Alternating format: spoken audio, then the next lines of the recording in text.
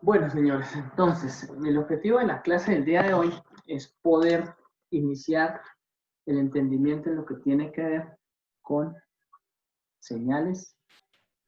Vamos a hacer una definición de una señal, ¿cierto? Y vamos a manejar sistemas.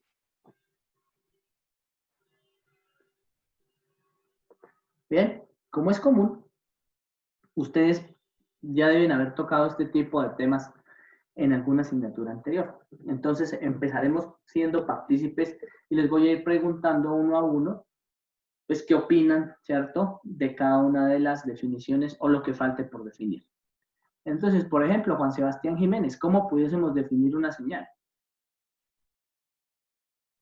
Una Juan señal, Sebastián, sí, profe, acá estoy. Una señal ¿no? yo la definiría como algo emitido por algún circuito o equipo o algún elemento hacia algo o hacia alguien. Eh, de forma general, yo creo que pues tiene algo de sentido, sin embargo, yo tendría una definición de pronto que nos lleve a tener un mejor panorama de lo que es una señal, ¿cierto? En realidad la señal es una forma de representar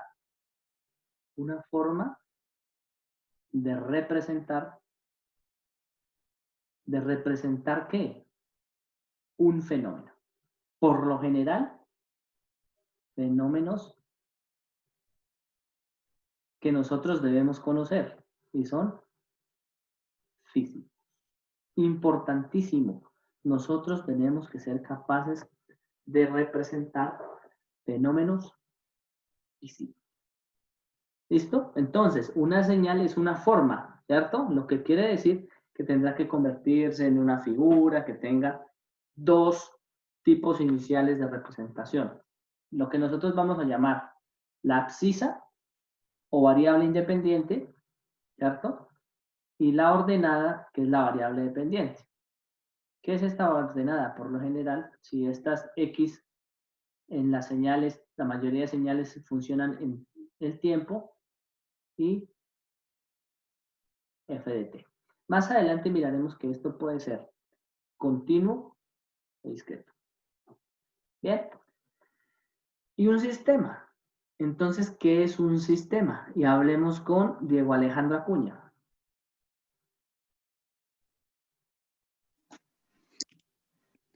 Es como procesar información, Procesar información es como algo muy específico, ¿no? Vamos más general, John Silva. como un grupo de componentes Un para realizar componente, una sí. función. Puede ir por ahí, ¿vale? En realidad un sistema a nosotros se nos convierte en la famosa caja negra. Entonces, miren lo que ocurre. Nosotros tenemos una caja negra, ¿cierto? Y aquí tenemos el fenómeno.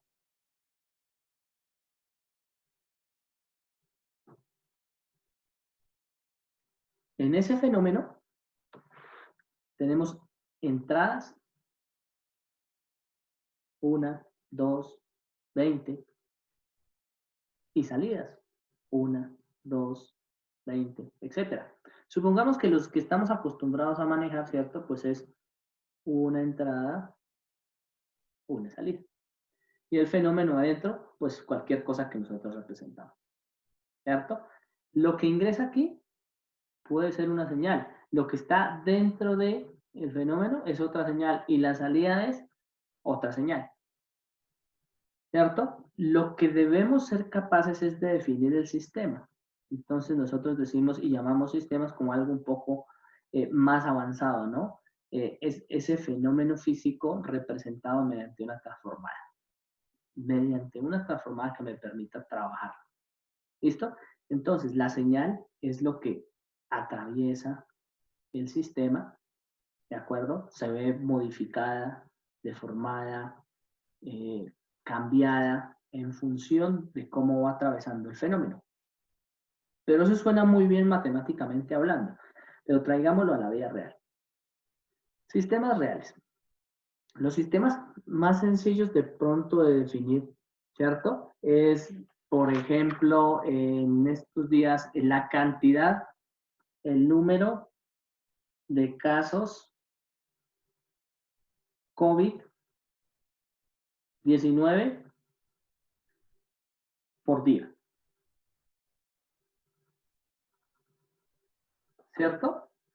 Si ese número de casos COVID-19 por día, ¿cierto? Nosotros los caracterizamos y los tomamos cada día, pues pudiésemos tener una curva.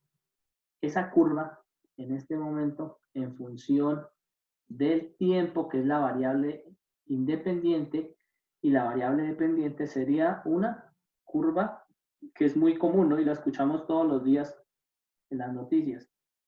Exponencial. Esto, de pronto me quedó un poco exponencial, ¿cierto? Y por aquí debemos estar en este momento nosotros. ¿Listo? Ese sistema sería la cantidad perdón, la cantidad no, sería el COVID. El sistema es lo que estamos analizando. El COVID, las variables que tenga el COVID, las variables de comportamiento de la gente, para que se contagien o no, etcétera, etcétera.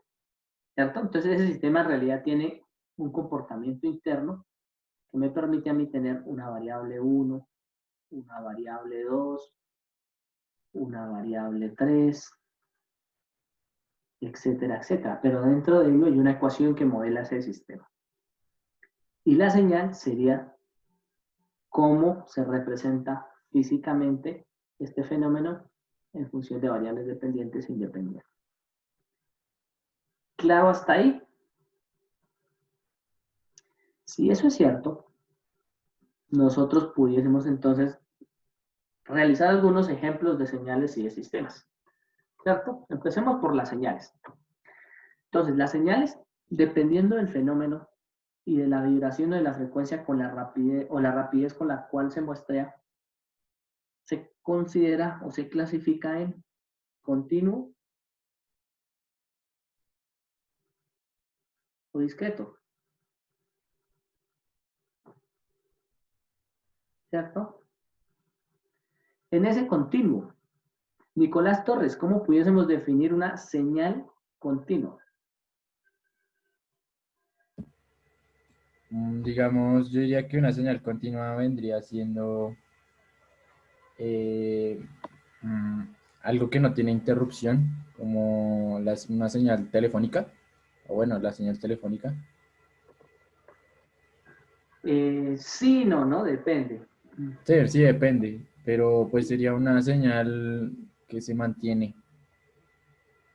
Que se mantiene. No, es una Pero señal que vibra muy rápido. La pregunta sí, es, ¿qué rápido y qué lento? ¿Cierto? Entonces nosotros decimos que hay una vibración infinita cuando algo es continuo. Es decir, la forma más fácil de representarlo. Yo tengo esta señal y si no hay ninguna variación, ¿cierto? Que me permita a mí diferenciar, o decir de forma diferente. T, F de T, que yo puedo colocar los puntos y son tan juntos que hacen que esto sea continuo, así la puedo definir a la señal. Recuerden que la continuidad tiene relación con un concepto matemático, ¿cierto? Que era por allá relacionado con la derivada y este tipo de cosas, y los límites. Y la forma discreta es el mismo fenómeno, u otro, puede ser diferente, ¿cierto? Donde yo hago un muestreo. Y ustedes dirán, pero eso en la vida real, ¿cómo es? Fácil. Observemos algunos ejemplos. Entonces, aquí vamos a tener, por ejemplo, en la parte izquierda, un circuito de RC. ¿Cierto? Voy a suponer que esa es su respuesta. Esto efectivamente ustedes saben que la respuesta de un circuito RC en carga es la siguiente. Es la siguiente, ¿cierto? Y en la forma de discretizarlo significaría que yo debería colocar algún elemento dentro de ese circuito RC. Obsérvelo. Este es el circuito R. ¿sí? Con una señal, vamos a colocarla directa, ¿cierto? Y si yo colocase algún elemento, por ejemplo, para mi caso electrónico, ahora voy a colocarlo por acá, que hiciese la siguiente operación,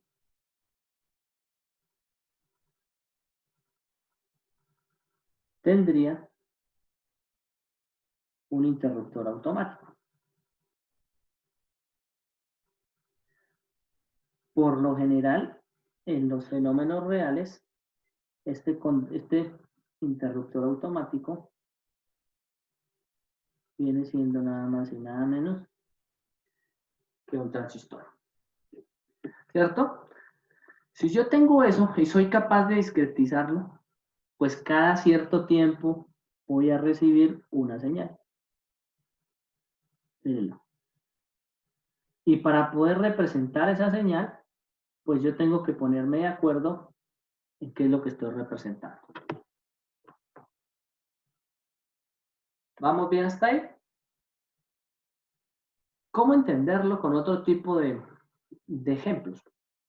Por ejemplo, digamos que en este circuito RC, que es lo que más relacionado tenemos nosotros, ¿cierto? Ya no fuese un circuito RC, sino fuese en la forma continua, no sé, una fotografía, ¿cierto? La fotografía tiene en su interior una serie de píxeles. Ustedes conocen las cámaras de fotografía, ¿cierto? Y si nosotros suponemos en este momento, por ejemplo, que tenemos una fotografía con la más alta definición de las cámaras que ustedes quieran, 20 megapíxeles.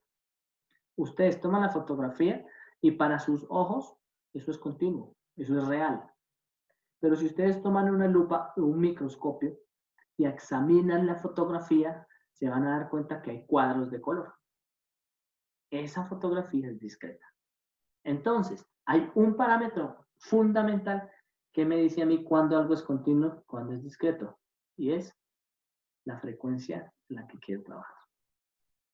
Inicialmente nosotros consideramos desde el punto de vista físico y matemático absolutamente todos los sistemas continuos.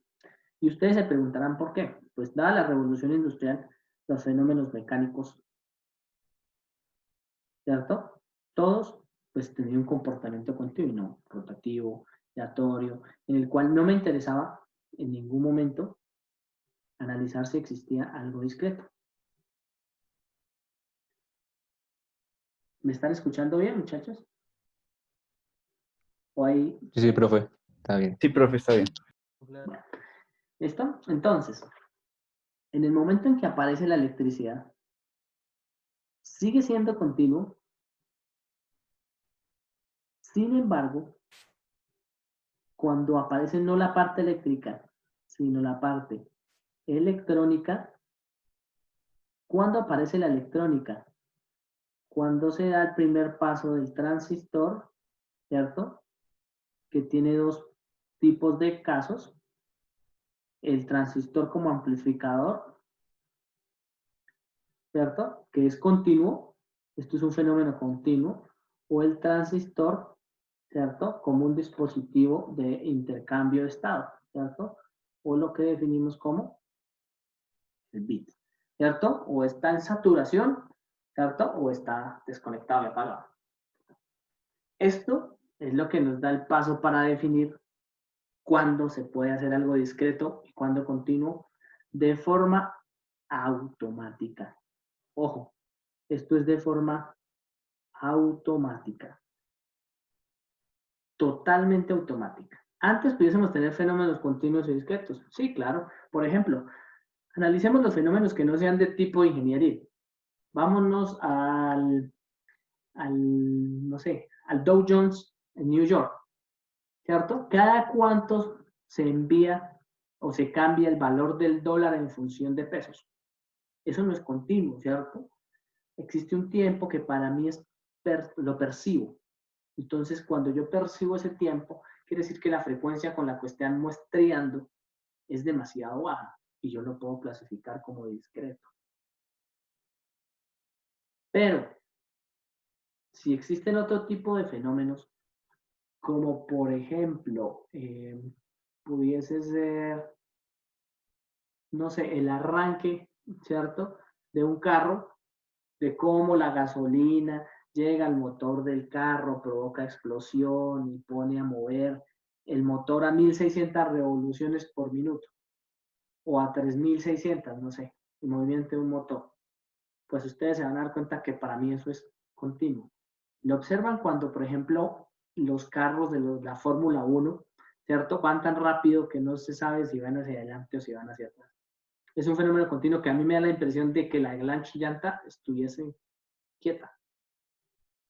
Pero cuando el carro va lento, entra a pits, ¿cierto? Ustedes ven que efectivamente la llanta va girando a una velocidad controlada. Más o menos lo que tiene que ver con fenómenos, eventos continuos y discretos. ¿Quién elige cuándo es continuo y quién es discreto? Usted como ingeniero lo elige. Es usted el encargado. ¿Listo? Así que, pues, tendrán que definirlo muy bien en función de la frecuencia en la que quieren trabajar. Entonces, ojo, miren, señales y sistemas. Cosas a tener en cuenta. T. Tiempo. Cosas a tener en cuenta. F. Frecuencia. Cosas a tener en cuenta. A. Amplitud. ¿Listo? Estos tres parámetros fundamentales se convierten en la forma en la cual yo puedo modelar sistemas a través de señales. ¿Cuándo utilizar una a la otra? Pues inicialmente nosotros a donde nos orientamos efectivamente es a trabajar con el tiempo. Estamos acostumbrados lógicamente a trabajar con ese tiempo, con esa unidad que para nosotros es continua. ¿Listo? Y por lo general todas nuestras formas de representación van al tiempo. Es así que en nuestra primera parte del curso nos centraremos en las señales en el tiempo y las vamos a dejar de forma continua y la forma discreta. ¿Cuál es la forma de poder ponernos de acuerdo en cuándo es continua y cuándo es discreta?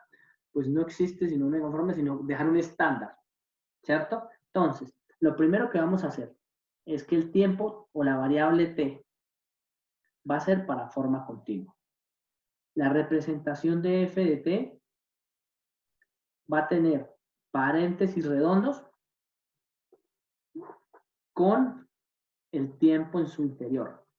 A esto o a todos los fenómenos que tengan t y f de t entre paréntesis redondos van a ser fenómenos continuos. ¿Listo? Y cambiaremos la forma de muestrear los fenómenos discretos. Así que a los fenómenos discretos, la variable, y aquí le vamos a poner nombre, independiente. Y ustedes dirán, ¿por qué es independiente? Ya lo van a ver. Va a ser n, es decir, el tiempo es n, llamado número de muestra. Y f de n, pues, la función evaluada en ese número de muestra. A este tipo de problemas los vamos a llamar discretos. Profe, disculpe una pregunta. ¿Qué era lo que significaba n? N es el número de la muestra. Ah, número de la muestra. Entonces, ¿qué es lo que ocurre en realidad? Pues que cuando ustedes están realizando gráficas, voy a colocar una gráfica en donde estén los dos, para que entendamos un poco mejor esto. Por ejemplo, la señal de carga y descarga del condensador.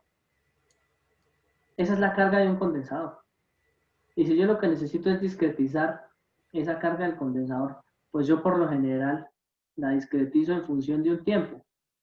Entonces a esto le llamo número de muestras. Miren, la muestra 1, la muestra 2, la muestra 3, la muestra 4, la muestra 5. ¿De quién? De quien está muestreando. Es decir, que hay un parámetro fundamental que entra a jugar acá. La distancia que hay entre 0 y 1 la llamamos tiempo o periodo de muestreo. Time sample. Bien, entre 1 y 2 es el mismo tiempo de muestreo. Entre 2 y 3 el mismo tiempo de muestreo. Pero para olvidarme que esto fuese 1 TS, 2 TS, 3 TS, 4 TS, pues simplemente coloco 1, 2, 3, 4, 5, 6, etc. ¿De acuerdo? Lo que querría decir que si yo simbolizo en color verde, voy a simbolizar los primeros valores. En color verde, tomar una pareja ordenada, este sería f de tiempo discreto, perdón, de tiempo continuo, f de t1. Pero si lo midiese en tiempo discreto, esto sería f de n igual a 5. Obsérvenlo, 5.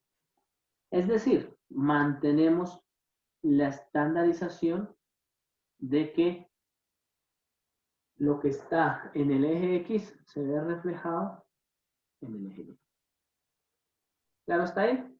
Para poder resolver esto, pues vamos a hacer algunas observaciones de las señales principales que nosotros manejamos, ¿cierto? Y es importante que esto lo hagan ustedes en una hoja. Pues tomen una hoja y discretícenlo. ¿Cómo lo vamos a discretizar? Tomemos una inicial señal sinusoidal, ¿cierto? Una señal sinusoidal es la que, por ejemplo, en una fuente de tensión ingresa a un circuito. Una señal sinusoidal es toda la señal que viene por la red. Una señal sinusoidal es un evento que sea oscilatorio, que sube y baja, como un péndulo. Una señal sinusoidal puede ser cualquier cosa que sea oscilatoria. Afortunadamente, o desafortunadamente para muchos, la mayoría de funciones son sinusoidales, cosinusoidales, y la mayoría de fenómenos de la vida real son oscilatorios, es decir, cosenos o cosenos, la mayoría de veces cosenos. Si nosotros graficamos esa señal continua, sinusoidal, como la que nos está apareciendo en este momento, nosotros pudiésemos caracterizar esa señal. ¿Listo? Y decir, por ejemplo, que esa señal la pudiésemos muestrear. ¿Muestrear dónde? Donde ustedes quieran. Entonces, por ejemplo, si a esto nosotros le llamáramos T igual a T1, lo que miraríamos en el eje Y sería F de T1. ¿Cierto? Este sería el punto de encuentro. Pero si nosotros decidiésemos muestrearla, es decir, volverla discreta, nosotros pudiésemos tener esto. Y aquí diríamos que F de 1, 2, 3 y 4. F de 4 es la altura que aparece ahí. Nuevamente, ese número 4 es 4 veces el periodo de muestreo. Pero nosotros nunca acostumbramos a colocar este periodo de muestreo porque se convierte en una variable que nos complica más las cosas. ¿Claro hasta ahí? Sí. Y ahí ustedes pudiesen colocar valores hacia adelante, hacia atrás, incluso también pudiésemos muestrearlo por acá atrás y decir que esta es f de n igual a menos 1. ¿Cierto? La altura. Cuando este es n igual a menos 1. Si quieren, pudiésemos cambiar el f y pudiésemos colocarlo como lo acostumbran a colocar los libros. Supongan que esto es una señal X. ¿Listo? Ojo, no olviden que este es el eje del tiempo. Así que esta señal que está en verde es X de t, supongamos. Que le pusimos otro nombre, que f de t es igual a X de t. Y que la que está en rojo es X de n. Y las pudiésemos bautizar perfectamente. No habría ningún problema. Si yo coloco, voy a muestrear, estoy muestreando con 4 por cada uno de los picos. ¿Listo? Ustedes contarían que aquí tendríamos, bueno, ahí lo mostré diferente. Vamos a meter uno por acá. 6 por cada uno, aproximadamente. Ustedes tendrían f de 6 o x de 6, f de 12 o x de 12, f de 18 o x de 18, f de 24 o x de 24 y colocar los determinados resultados. Entonces, x de 12 cuando es de forma discreta, x de 18 cuando es de forma discreta, x de 24 cuando es de forma... Y así sucesivamente en cada uno de los puntos pudiesen colocar. Sin embargo, de forma continua, sí tendrían siempre que colocar el valor. Por ejemplo, aquí no colocan f de t igual a 24, sino f de t igual a un número. No sé, puede que sea 12 milisegundos. ¿Sí? Entonces, en el periodo, en la forma continua, siempre, por lo general, aparece la unidad de tiempo, mientras que en la parte discreta solamente aparece el número de la muestra. ¿Vamos bien? ¿Hasta ahí tenemos alguna duda? Pues en ese orden de ideas, hagamos otra señal cualquiera. Entonces, si nosotros pudiésemos tomar no solamente esto, la señal, sino esto es un recuento más de lo que ustedes ya conocen, ¿cierto? La señal reflejada, nosotros pudiésemos decir que existen transformaciones. ¿Cuáles transformaciones? Las transformaciones de la variable. ¿De cuál variable? De la variable independiente. T o N. ¿Cierto? ¿Cuáles serían esas posibles transformaciones? Hablemos de la primera. Por ejemplo, si ustedes tuviesen una función que depende del tiempo y a esta función le transformara la variable independiente como t y la volvieran menos t, a esa transformación, ¿cierto? La llamamos la reflexión con respecto al eje Y o la inversión en el tiempo. Esto también pudiese pasar con la inversión en la señal discreta, ¿cierto? Nosotros también pudiésemos decir que existe f de n y f de menos n. Inversión con respecto al tiempo. Esa inversión con respecto al tiempo, en forma general, sería lo siguiente. Vamos a tomarlo con una señal continua. Supongamos que la señal es, voy a graficarla. Sí, voy a hacer una señal aleatoria. ¿Listo? Cuando ustedes tienen aquí a f de t y la reflejan con respecto al tiempo,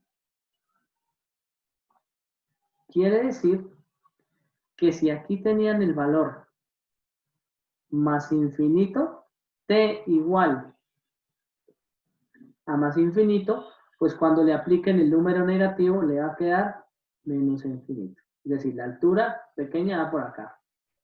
Y aquí ustedes tenían t igual a 2, ahora tienen t igual a menos 2. Y por eso se llama reflexión o inversión de tiempo. Miren lo que pasa. Claro, hasta ahí. ¿Pudiésemos hacerlo con la forma discreta? Claro que sí. Discreticémosla. La voy a discretizar. 2 atrás. 1, 2, 3, 4, 5, 6, 7. ¿Listo? Entonces. Y 2 atrás. Y ahí la tienen discretizada. Entonces, en realidad lo que ustedes están observando es que en el momento en que yo coloco el signo negativo en la variable independiente, no olviden, ¿cuál es la variable independiente? Pues la que lleva el eje X, ¿cierto? Y aquí tenemos que cambiar un poco nuestra forma de pensar, tenemos que cambiar la forma en la que nosotros estamos acostumbrados a manejar estos ejes cartesianos. Aquí siempre el tiempo es el eje de las abscisas. Abscisas es el horizontal. Y el otro es el de las ordenadas, que es lógicamente la evaluación de la función. ¿Listo? Entonces esta se puede llamar de cualquier nombre. Entendimos lo que se llama la inversión de tiempo. Más adelante ustedes van a poder trabajar con este tipo de cosas en inversión del tiempo. Pero no solamente hay inversión del tiempo, existe otro tipo, ¿cierto?, de inversiones, ¿cierto?, con respecto al tiempo, y que además me permitan mover la señal. ¿Cierto? Ustedes saben de sus cursos básicos que si yo tengo, por ejemplo, voy a cambiar aquí la letra para ir acostumbrándonos, un x de t, y le provoco un corrimiento en esa variable independiente, por ejemplo, x de t menos t sub 0, quiere decir que a esto le apliqué algo que nosotros llamaríamos corrimiento en el tiempo.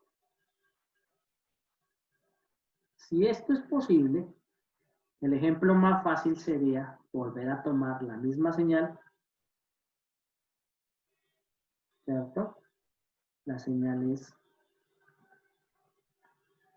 yo soy color por aquí un poco, la señal original hacía esto. Y un corrimiento en el tiempo, ¿qué significaría? ¿No? Pues depende del signo de t sub 0, ¿no? Entonces observen qué es lo que ocurre. De forma matemática, yo lo que busco es que este quede en el 0. Si yo le muevo un valor, ¿cierto?, t sub 0 hacia un lado o hacia el otro, lo que voy a provocar, ¿cierto?, es un movimiento a la izquierda, sí, y solo si el t sub 0 tiene un valor, ¿cierto?, menor o igual a 0. Probémoslo. A ver, entonces, ¿qué pasa si t sub 0 es 1? Si t sub 0 es igual a 1, pues ustedes van a notar que cuando t valga 1, ahí lo dije mal, era a la derecha, cuando t valga 1, 1 menos 1 me va a dar 0. Es decir, que la reflexión de lo que yo voy a encontrar aquí es la que tenía acá. O sea, lo moví 1 a la derecha. ¿Lo observan? Eso se llama corrimiento en el tiempo. Y es cuestión simple y llanamente de practicarlo. ¿Qué ocurriría si ahora t sub 0 vale menos 1? Entonces, ¿listo? Aquí tendría que haber un menos 1 para que menos por menos me dé más, me quede 0. Es decir, tengo un corrimiento hacia la izquierda, que se vería reflejado en este valor. Eso lo llamamos corrimiento del tiempo y pudiese darse también, ¿cierto?, en el dominio discreto. Por ejemplo, decir que x de n, luego le aplico x de n menos 1. ¿Listo? El primer consejo que les doy es olviden este signo. Este signo hay que olvidarlo, el signo que acompaña al 1. Si ustedes olvidan este signo que tenemos acá, evidentemente saben para dónde se desplaza. ¿Cierto? Si es más 1 quiere decir que se desplazó a la izquierda, y si es menos 1 se desplazó a la derecha. Ahí está. Y pudiésemos también x de n más 1. Esto, siendo x de n más 1, este de acá, siendo x de n menos 1, este de acá, y efectivamente la señal original. ¿La pueden discretizar? Sí, mire, discreticemos la roja. Y ahí tendrían el corrimiento. ¿De cuánto? De una unidad. ¿En qué? En una vez el tiempo de muestreo. ¿Claro hasta ahí? Lo vamos dejando a un lado, tiempo de muestreo, para que sea mucho más sencillo de trabajar. Pero más adelante lo vamos a volver a tocar. Bien, muchachos. Entonces aquí para este tema